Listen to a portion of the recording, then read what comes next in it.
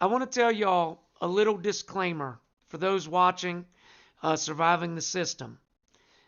My first sentence as an adult. Now, in the interest of full disclosure, I was initially charged with 24 felonies and 30 misdemeanors at one time. Okay. I was caught up in this big conspiracy ring and it was a bunch of crap. Okay. I didn't do half of it, and I mean that. I admit to the stuff that I did do. 90% of what they charged me with was bullshit. Now, I plea bargained, and the plea bargain was supposed to be for me to get probation for 5 years and time served. I'd already been in jail for 18 months. I went to get sentenced. This wasn't binding on the judge. The judge sentenced me to 10 years in prison. This was my first conviction as an adult. So let's get into dumbest prison sentences. I'm Landon, so most people who get sentenced to jail, they have made a stupid mistake or they deserve to pay for their actions.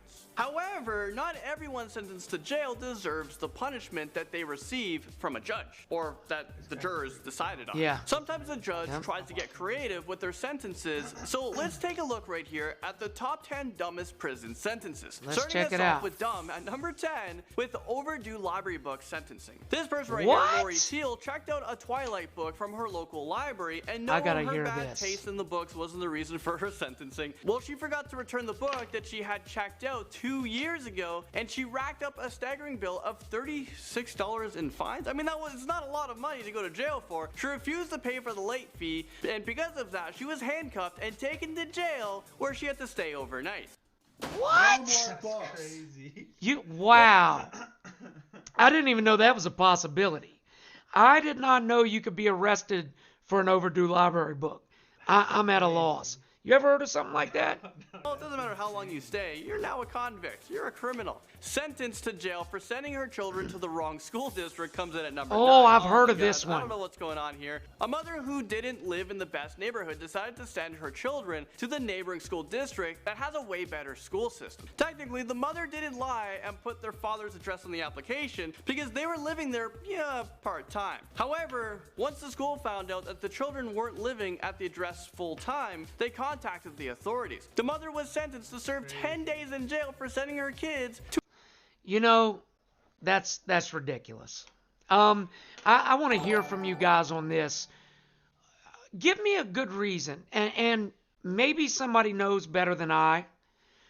Why does it matter if say I live in Harrisonburg and there's 4 different high schools? If I want to send my kid over to that high school, as long as I'm willing to transport them to and from and pay for their school lunches, explain to me who it hurts. Somebody. I want somebody to explain to me how it or what. I mean, what do you think of that? I think Ashley says something that's me right now. The school called right there, then try to send me to jail for warning. Wow. Ashley, I am getting ready to do the same thing. My son will not be going back to school in Harrisonburg.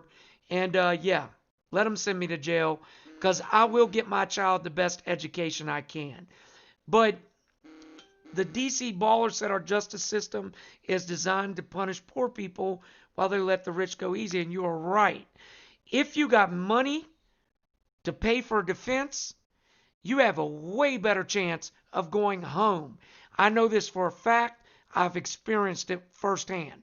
I've witnessed it firsthand. Let's to a check nicer it. school. I mean, give this mother a reward for the Mother of the Year. So I guess I she agree. should have sent them to like a crappy school then because she would have avoided jail time. What kind of sentencing is this? I don't know. Getting arrested, and at number 8, we have the man who is ordered to get a job. A Ordered to get a 25-year-old job. man from Spain took his parents to court demanding that they pay him a monthly allowance of 400 euros. And that's a lot of money. What? Canadian, that's like $800, $900. He took them to court because they refused to financially support him unless he tried to find a job.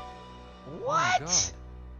Oh, I missed. I couldn't hear that one. What happened? So this guy Yeah. sues his parents for an allowance. Oh, I've heard of that. He sues his parents for $400, which actually equals $800 a month Yeah. up there. $800 a month allowance, and they in return said, no, you got to get a job. So now let's see how the judge They reacts. took my job! Well, the judge didn't like this very much because he ruled against him and sentenced him to leave his parents' house within 30 days and ordered him to get a job. I mean, you know what? Good job, Wow. Judge. Go out there, just go get a job. Okay. Stop milking off your That's parents. the type of dude that's Now in at the number 7 is a man who was comments sentenced to Right. 3 days in jail for sending a friend request on Facebook. What? A man named Jacob Jock was on the jury for an auto negligence case, and he did do something really stupid. He sent a friend request to the defendant, who was a young, attractive female. But, I mean, come on, what are you doing? This is one big mess Wow. up, but maybe he got a date for this Wow. one. You're supposed to be neutral. You're not So a juror in an auto negligence case sends a friend request to the defendant, who was an attractive young female, and the judge is like, "Fuck you doing?" and found him in contempt, I guess, and sends him to jail time. I mean, come on, bro. That's common sense. I mean, Tighten up, bro. yeah, you gotta get right, you know. Some dudes, like, they see a good-looking female and they're just blinded, you know. supposed to be, hitting them up on Facebook. You can't be hitting on the defendant. I mean, get some common sense. He was obviously removed from the jury, but the judge decided to take things to the extreme. He also sentenced him to jail for 3 days. Maybe that will smarten him up. This Well, seems I a little don't- bit too excessive, though. I don't 3 days disagree for a with friend it, request, no. Because you got to ask yourself, look, he says that it's excessive, but let's ask ourselves, if she had accepted the friend request during the trial, what would have happened next? Does this guy start flirting with her? Does he say, hey, have sex with me and I'll make sure I find you not guilty? We don't know what his intentions were. Yeah. So, yeah, I don't disagree with I the don't know. sentence. Number 6 brings us to another Facebook crime. A woman was jailed for not deleting her Facebook account. Paula Asher was What? originally convicted of driving under the influence. After her sentencing, she went onto Facebook and she posted this. My dumb got a DUI and I hit a car. LOL. Now, obviously, she deserved to go to jail for that. This aggravated the judge so much that he ordered her to delete her personal Facebook account. I mean, I didn't know you How could can he that. do This that? is her personal life. When she Yeah. failed to delete it, the judge ordered her to go to jail for 2 days. This just seems like a violation of her free speech. You're probably breaking. Yeah, I don't agree with that. The girl was a dumbass. Did you hear what they said? Yeah. I mean, look, a judge, the court, the government should never have the right to tell us to delete something that involves speech. I feel like unless if you're someone that harms children. Now that, right. If you're like somebody that can't be trusted around kids, Mighty Mouse, I mean, then maybe you should delete your social media. But other than that, I would say a judge should never be able to tell you that. So many constitutions. I didn't know writing stupid posts on Facebook was a crime. I better just delete my whole account because, man, my whole Facebook is probably just full of stupidness. Halfway there, and at number 5 is a man who got 3 life sentences. Oh my God, what did this guy do? Now, I know you're thinking, Hold on one second. Golden Nug says the government wants more and more people to have to rely on them, all about control. I would agree. And they call welfare the government teat. They want you on that government teat, and you're dependent on it. And that's why, years ago, I was on welfare in a hard time in our life. But the second that I was able to get off, I got off. You don't want to be dependent on the government. he must have really done a horrible crime. He killed. Right. He killed like a Facts. lot of people. Well, not exactly. Hey, Clarence on Twitch, was baby. sentenced to prison back in 1993 at the age of 23 years old for being involved in a drug deal. He wasn't the seller or the buyer. All he did was introduce the 2 men who were actually involved with the transaction. He didn't plead guilty because he didn't believe that he did anything wrong. Well, because of that, he received 3 life sentences. He was in college at the What? time and he didn't have a criminal record. I think the sentencing, it just went way too far. What do you guys think? Hey, listen, this gentleman, and surprise, surprise, he was a black man, is arrested because he introduced a drug dealer to a drug buyer. He didn't sell nothing. Yeah. He didn't possess nothing. He introduced them. They charged him. I bet you it was the feds. Yeah. He refused to plead guilty because he didn't feel he had done anything wrong. Yeah. And they gave him 3 life sentences. Now, 3 life sentences. He never touched any dope. He wasn't the seller. I'm going to finish this episode of Surviving the System on this subject. Black Americans are just, it's not even close. They are sentenced more harshly than any other race in America. It's ridiculous. Would you say also like if they're light skinned compared to dark skinned as well? I I don't even think that matters because I was light skinned, Yeah. and I say this every time. I'm black and Hispanic. I've got more European looking features, I would say, and yet my first charges as an adult. Usually, your first charges as an adult, unless they're violent, Yeah. you usually will get probation. I got 10 years. Okay, so I don't know what it is, but I just feel like a lot of judges look at black people more harshly. Um, the it's out of proportion. If you look at the prison system, how many black Americans are in the prison system as opposed to white Americans, etc. Percentage wise, it's crazy. It is. I think the system is broken. I think that it doesn't rehabilitate anybody. It's not helping anybody. And it destroys families on a daily basis. So, Edible says you should be 100% drug tested on welfare to make sure you're not buying drugs with the money. Uh, I, I'd have to disagree. I mean, look, a drug test is an invasion of your privacy, okay? So what? Are we going to say that because somebody asks for money for help because they're hungry, that they give up their right to privacy? Because a woman's a single mother with a baby, she gives up her right to privacy. You know, Imagine if somebody came up to you and said, I want to drug test you, let me do it.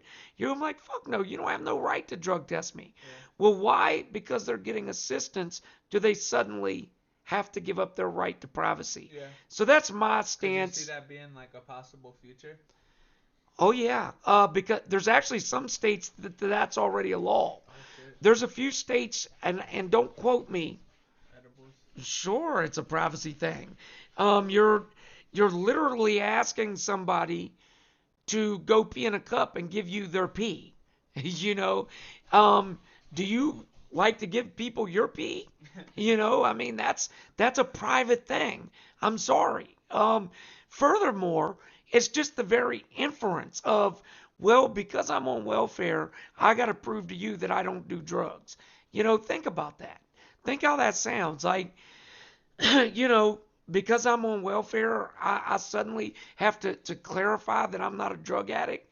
It's just, to me, it's outrageous. Now, if there was some kind of background that shows that they had a history of drug abuse, then maybe. But there's lots of people, and I can tell you this. My grandmother was on welfare. That woman wouldn't fucking sip a beer. Okay? She just did not do drugs, and she still would have been devastated to be told she had to come in and pee in a cup every month. Look what he said. If they're on welfare, chances are they do drugs. Well, edibles, I won't go back and forth with you. I can just tell you that's false. I know many of people that are on welfare right now that don't use drugs. Some people just literally either A, can't catch a break, or B, for whatever reason ain't working. It's not always a drug thing. So that's my opinion. But and edibles is right.